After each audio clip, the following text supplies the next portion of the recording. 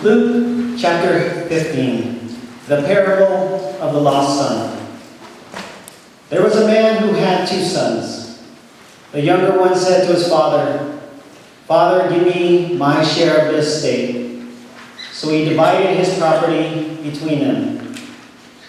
Not long after that, the younger son got together all he had, set off for a distant country, and there squandered his wealth in wild living. After he had spent everything, there was a severe famine in the whole country, and he began to be in need. So he went and hired himself out to a citizen of that country, who sent him to the fields to feed pigs. He longed to fill his stomach with the pods that the pigs were eating, but no one gave him anything. When he came to his senses, he said, "How many of my father's hired servants have food to spare? And here I am starving to death. I will set out and go back to my father and say to him, 'Father, I have sinned against heaven and against you.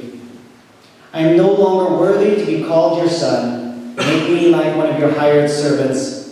So he got up and went to his father.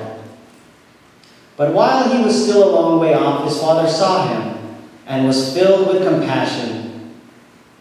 He ran to his son. He threw his arms around him and kissed him. The son said to him, 'Father, I have sinned against heaven and against you. I am no longer worthy to be called your son.' But the father said to his servants, 'Quick, bring the best robe and put it on him. Put a ring on his finger and sandals on his feet. Bring the fattened calf and kill it. Let's have a feast and celebrate. For this son of mine was dead and is alive again. He was lost and is found.' So they began to celebrate. Amazing grace, how sweet the sound that saved a wretch like me. I once was lost, but now I'm found. Was blind, but now I see. Was grace that taught my heart to fear, and grace my fears relieved. Amazing grace, how sweet the sound that saved a wretch like me." Oh, how I love that song. I love the parable. They give a man hope. How Lindsay once said, man can go 40 days without food, 3 days without water, 8 minutes without air, but only 1 day without hope. To that, I'd like to share with you a story, or many stories, about hope. Once upon a time, there were some parents. They had 2 sons. They were twins. They looked exactly alike. Now, they looked the same. They were totally different. One son was an extreme pessimist. The other son, he was an extreme optimist. And because of the highs and the lows of the attitudes, there was a lot of conflict within the house. So the parents had an idea. Let's try to do something that will make them a little more even keel. So what they did was they went to the pessimistic son's room and they filled it up with toys, all the latest gadgets, a hoverboard, Star Wars action figures, and the latest Xbox. They put him in the room for a couple of hours. When they returned, they found him in the corner with his arms folded, with a scowl look on his face, just huffing and puffing. And they asked him, "Son, why aren't you playing with all the toys we got you? Why don't you ride your hoverboard?" He says, "Well, if I ride the hoverboard, I might fall and break my neck and die, and then what? If I take the Star Wars out of the box, then it's going to lose value. Or if I play the Xbox game and I beat it, then what am I going to do?" The parents were so frustrated. Didn't work. So they thought to check on their second son. But what they did with him was they put in his room 6 feet high of manure. They went into his room, they looked inside and they couldn't find him. They looked under the bed, they opened the closet, he's not there. A couple of minutes later, the son jumps out of the pile of crap and said, "Ta-da!" The parents are aghast. They're like, "What are you doing playing in the crap?" So, well, if there's this much manure, there's bound to be a pony somewhere.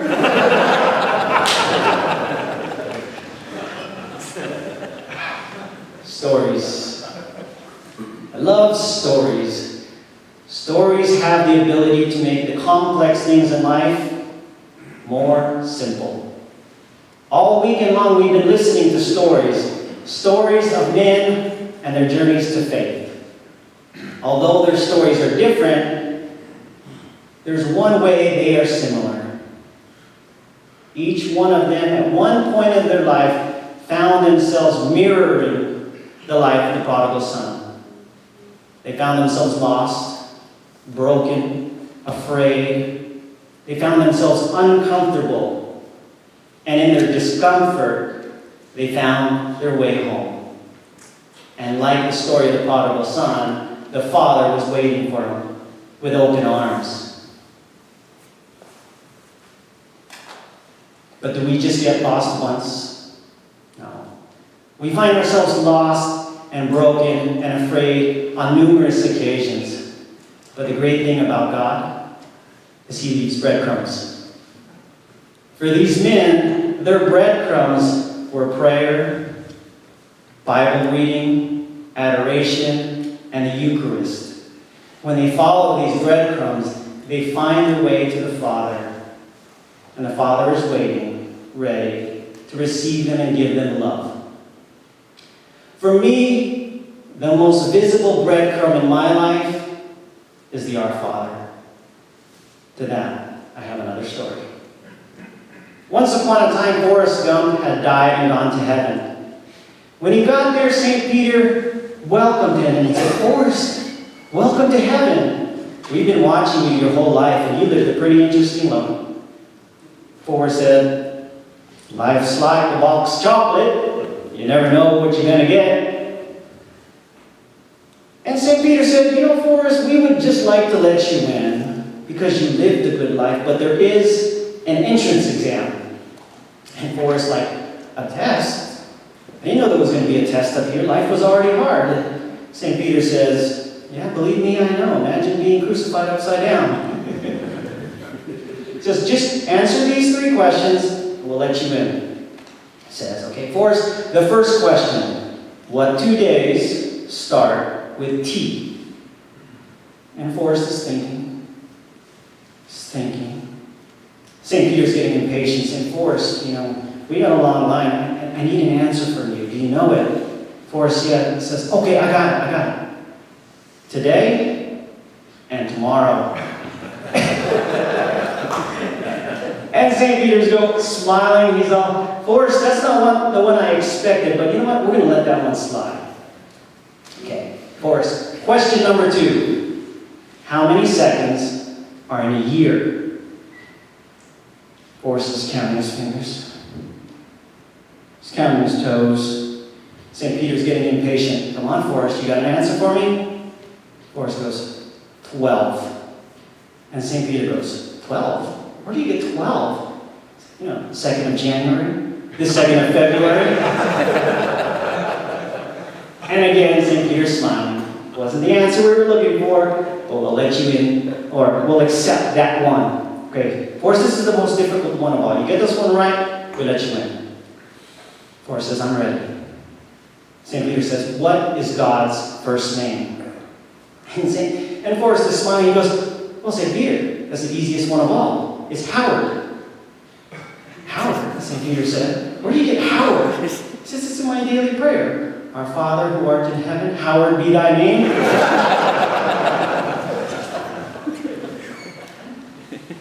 "Our Father who art in heaven, hallowed be thy name.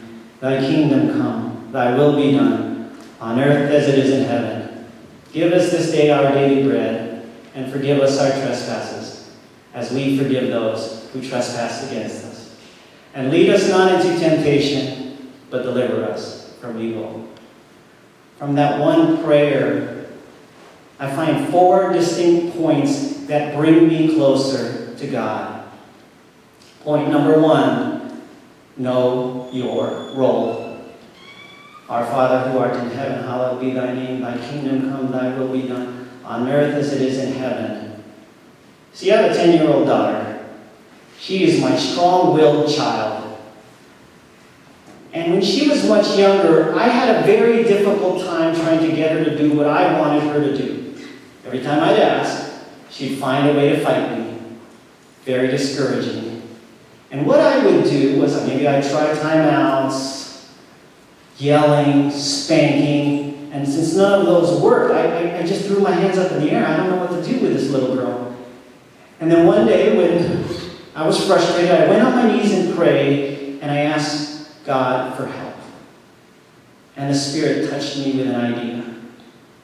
I went to my little girl. I went down on my knee to her level, and I asked her, "Who are you?" And she said, "I'm Jenny." And then I asked her, "Who am I?" And she said, "Your daddy." Then I asked her, "Who's supposed to listen to Daddy?" She said, "Jenny." Then I asked her to do what needed to be done, and she did it without a fight.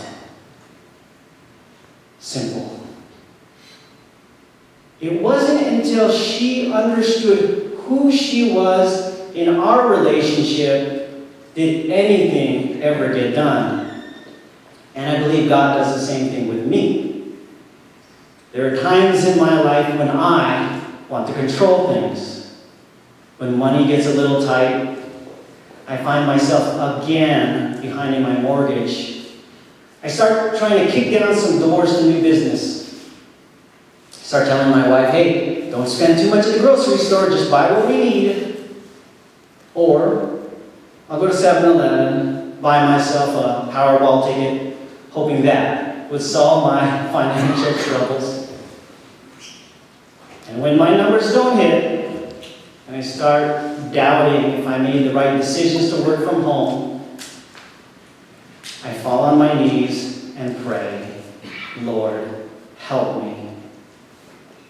And God, who is all powerful, who is all knowing, comes down to my level through the person of Jesus Christ and asks me, "Who do you say that I am?" And I say, "You are the Christ. You are the King of Kings, the Lord of Lords. You are my Master. You are my Father." Then he asks me, "Who are you?" And I say, "I am not the master of my world. I can do nothing without you." And when I humble myself before him, I'm able to pray, "Lord, help me to open some doors. Help me to be better with what I have." And next thing you know, a door does open up. My wife gets a job opportunity. A client calls me, says, "I want you to be my bookkeeper." But sometimes God says, "Orlando, I need you to wait. But don't worry, because I got this." And when I hear that from him, life becomes a little more simple.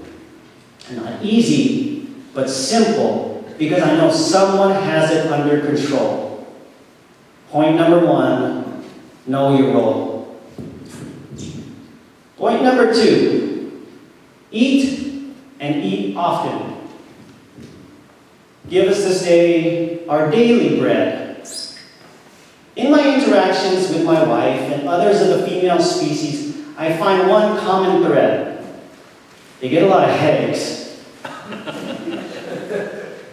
Now, every time I encounter this scenario, I always ask, "Have you eaten yet?" And 9 times out of 10, they'll say, "No, I forgot. I didn't have time." Now, I'm not a scientist, but I believe there's a strong correlation between not eating and headaches. If they only prepared ahead of time, they could have foregone the pain, the discomfort of a headache. Now, I say this, but there are times in my life when I forget to eat. Now, it doesn't lead to a headache, but what it does lead to is unhealthy food choices. I tend to eat pretty clean, but when I'm starving, when my stomach is grumbling and I'm getting irritable, I reach for whatever is close, and usually whatever is close is hamburgers and fries. And I believe that's the same thing in spiritual eating. When I forget to eat spiritual foods like prayer, Bible reading, adoration, or the Eucharist, when I neglect those, I find myself making unhealthy life choices. For 20 years of my life, I was a man addicted to pornography. It was an addiction that consumed me daily and almost consumed my marriage. But 8 years ago, when I dedicated my life to Christ, that addiction has now been broken. But I find whenever I neglect to eat spiritual foods, I find myself like the fool who returns to his folly, like the dog that returns to his vomit, as recited from Proverbs 26:11. It's when I forget to eat spiritual foods, I find myself with a spiritual headache. Now, in order to avoid the spiritual headache, what I do in the morning is I roll out of bed, onto my knees, and pray before the busyness overtakes me. All day long, I listen to Bible sermons via YouTube, Catholic radio, whatever I put on my iPod. 5 hours plus, maybe even more. Pray with my family at night. And before I go to bed, I put earbuds on. And I listen to another 5-6 hours of Bible reading. Now, I never say this to boast and say I'm holier than thou. I say this because I know how broken, how lost, and afraid I am if I'm far from the Father. So, point number 2, eat and eat often. Point number 3, forgive. Forgive quickly. I have a son. He's 12 years old. One day he was playing with a friend and he got hurt. He came to me seeking comfort, and I consoled him. I listened to what happened, and then when he gained his composure, I told him, son, you know, it'd be a good idea if you went to your friend and you forgave them. He looked at me like, what are you saying? Didn't you hear me, Dad? They hurt me. They need to come to me and ask me for forgiveness. I said, son, I heard you. But once you forgive, healing can begin. Do you think he bought it? No. What do you expect? He's a kid. If we as adults have a hard time with forgiveness, how much more for a child? I think the reason that forgiveness is so difficult is it's like we're letting them off the hook for hurting us. We don't want to do that. We want them to feel what we feel. So we want them to come to us and ask them for forgiveness. And we're thinking in our head what we actually want to say to them versus actually forgiving them. When I was 19 years old, I worked at a nutrition store. Worked there for about a year. I loved it. I was into nutrition. I was his only employee. One day he comes in and accuses me of stealing from him. I knew I didn't do it. I maintained my innocence, and he just called me a liar, and I quit. I walked out of there broken. I broke out of there bitter. Oh, how I despised that man. I didn't even know. I hated him with a passion. I kept thinking of different ways when I would pass by his store. How could I hurt him? I thought about maybe getting some bologna and throwing it on his car during a hot day to leave some little circle marks. Maybe spray some syrup on his door to attract ants or cockroaches. I know it's childish. That's what was going through my head. It wasn't until I realized I was wasting my time. Because he probably didn't know how much it hurt me, nor do I think he even cared. The moment I let it go was the moment I was able to be free. Free to live my life without this burden. The Bible verse says, Forgive us our trespasses as we forgive those who trespass against us. In order to receive grace, we have to give grace. You see, imagine this. Let's say it's Christmas time, and all you want is an Apple Watch. Only thing you want. And what do you get Christmas Day? You're opening up all your presents. You get another tie. You get more socks. You get a fruitcake. Not what you wanted. And you feel a bit bitter because you feel like you deserved it. And you start holding something in your hand. Bitterness, anger. It's just eating away at you. And then someone comes up to you with the ultimate gift and wants to hand it to you, but you can't receive it because your hands are full. You're holding on to the anger and bitterness. It's not until you open your hands, you open your heart, you let the hate go, you let the anger go, can you receive the ultimate gift, which is grace. God has it waiting for you. You just have to be open to receive it. You see, forgiveness is like being trapped in a jail cell, but the only one with the key is you. When we realize that forgiveness is more for us than the offending party, then maybe forgiveness can be a little more simpler. Never easy, but simpler. Point number 3, forgive and forgive quickly. Point number 4, prepare for a fight. Lead us not into temptation, but deliver us from evil. I have a relative of mine who came to faith when she was in her early 20s. I was around 18, 19, and I saw this. I wasn't ready to follow her, so I just stood in the sidelines, just watching what was going to happen. It was actually pretty inspiring to see how on fire she was, how hungry she was to know the Lord. But the problem was, the journey came to a halt. Until today, the journey is still put on hold. And when I asked her about it, I asked, what happened to that fire, to that hunger? She said, the road got difficult.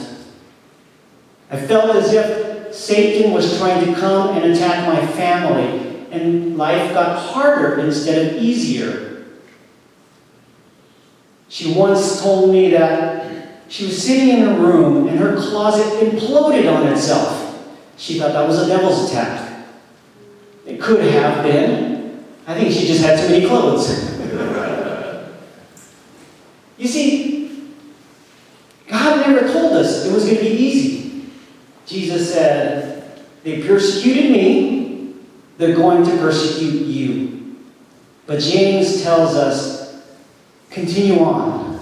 Through perseverance, it'll show that your faith is real. You see, last year I went to a retreat right here in Whispering Winds. It was a Crescito event. And a week before the event, my wife had asked me to clean up the garage. And so we went out there, we're cleaning the garage, and there was a shelf. She said, I want you to move that out of the garage. Have no reason helping, but I knew her intention. She wanted to donate it. I'm good with donating things, but it was still fairly new, and I was using it. So I told her, no, I'm not going to move it. That's for my stuff. And she looked at me with anger in her eyes, and she said, I can't wait till you go on that retreat, because I want to see you. That was a little... I'm like, where did that come from? It's just a shelf. I wish I could say that I took that one like a man, but that one brought me to tears. And after I was able to pull back all the tears and just examine what was going on, I realized the devil was attacking her to get to me, to put bitterness in my heart, so I couldn't enjoy what was going to be given to me at the retreat. And knowing the schemes of the devil, I went to my room and prayed for the softening of her heart. I prayed that the devil would be rebuked from my house. And it wasn't a couple of hours later that she started poking at me, her way of saying sorry without actually saying it. And I forgave her. I forgave her a long time ago. The devil's punches hurt.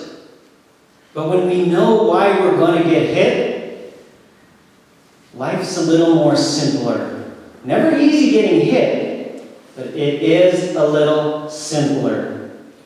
For those who are new to this retreat, who don't know about this fight that I'm talking about, it is real. When we leave from the mountain, it's bound to happen. But don't worry, there are men at your tables who have gone through these fights. Get their numbers, contact them, reach out to them if you're troubled. We have a men's group that meets once a month so that we could always be refilled like we are during this weekend. Don't make this be your last retreat. Come again and bring a friend. Because as men, we live out Proverbs 27:17. As iron sharpens iron, so one man sharpens another. Point number 4, prepare for a fight. Allow me to summarize those 4 points again. Point number 1, know your role. God is king, we are not. Point number 2, eat and eat often to avoid the spiritual headaches. Point number 3, forgive quickly. To receive grace, you got to give grace. Point number 4, prepare for a fight. In the words of Rocky Balboa to his son, son, it's not how many times you get knocked down, it's how many times you get back up again. Prepare for the fight ahead. I'd like to close this off. We are physical beings, living in a physical world, but surrounding us is a spiritual battle. God is trying to draw us close to Him, and the devil is trying to pull us away.